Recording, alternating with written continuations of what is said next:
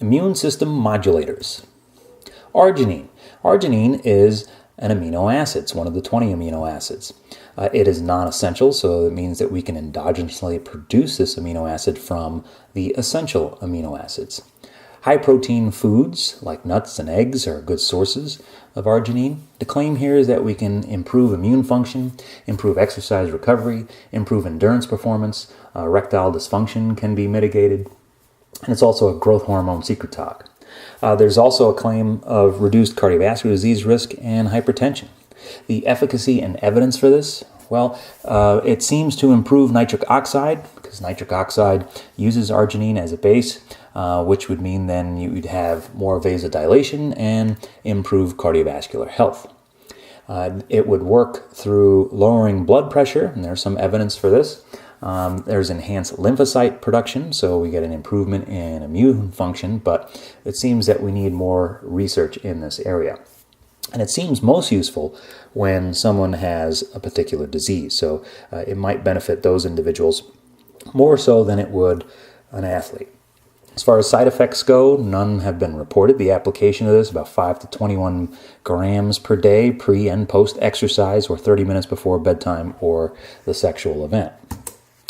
As far as vitamins A, C, E are concerned, these are antioxidants, so they protect against free radicals by giving up electrons to ameliorate some of the potential damaging effects of the free radicals. You can find these in a variety of foods. The claim, again, they're working as antioxidants, so because the immune system is involved in cancer and cardiovascular disease, if you can mitigate the free radicals, then you can reduce the risk for these types of diseases by having more antioxidants, particularly A, C, and E vitamins in the diet. The efficacy and evidence for this, there seems to be some reduction of risk of infection in athletes. So because you're minimizing the amount of free radical damage, you're going to minimize the rate of infections in athletes. But however, we still need more research in this area. As far as the side effects go, I would refer you to the vitamins lecture for the individual vitamins. Here we've lumped them together. The application of this, a multivitamin could suffice in meeting some of the increased demands of an athlete. Zinc. Zinc is an essential mineral. It acts as a cofactor for over 300 metalloenzymes. These are enzymes that require the use of a mineral like zinc or copper or even iron. Sources of zinc include seafood, particularly oysters. They're really rich in zinc. Meat, fish, eggs, poultry. The claim here is that we can get enhanced immune function. We can treat colds, the duration of the cold. We can have zinc function as an antioxidant. We can enhance testosterone and sexual performance. Efficacy and evidence for this, it seems to have an effect on the immune system and the duration of a cold, particularly with diarrhea and URTI, that is upper respiratory tract infections. As far as side effects are concerned, none seem to be reported at the milligram dose. However, once you jump up to the gram doses, you might experience nausea, diarrhea, vomiting, even interference with copper and iron absorption. These three minerals, zinc, copper, and iron, really kind of play off of one another, and you can upset the balance of one if you consume too much of a particular mineral. So you need to be careful there. As far as application goes, about 10 to 25 milligrams per day for immune function. As far as whey protein is concerned, this is the fluid portion of milk obtained by coagulating and removing the curd, the casein part of it, during cheese production. It contains a very high level of essential amino acids, so the source of this is going to be milk. The claim here is that we can enhance the immune function, increase muscle mass, and even use it as an ergogenic aid. As far as efficacy and evidence is concerned, more research is warranted in humans. Now, as far as the side effects are concerned, there's a potential allergic reaction. If you're allergic to milk proteins, then there's a possibility that you might react negatively to whey protein. High doses may actually cause diarrhea. The application of this is 20 grams per day in 2 doses. Dehydroepiandrosterone, or DHEA, is a prohormone. It's a precursor to testosterone. It's produced by the adrenal glands, and the levels typically decrease as we grow older, particularly after middle age. The source of this, well, we produce it endogenously from cholesterol. Wild yams contain some, pollen, Austrian pine seeds are all sources. The claim here is that we can increase testosterone levels, increase muscle mass, we can use it to prevent obesity, we can enhance the immune function, and decrease insulin resistance. As far as evidence and efficacy is concerned, there's no supporting human evidence for anabolic properties or improved immune function in young, healthy adults. However, when you go to the 40 to 70-year-old category, you might actually get an improvement in muscle mass and bone mineral density and enhance the immune system. There's some interesting work that shows that you may be able to decrease body fat in older men, but actually it may increase in older women. However, these results are not conclusive at this time.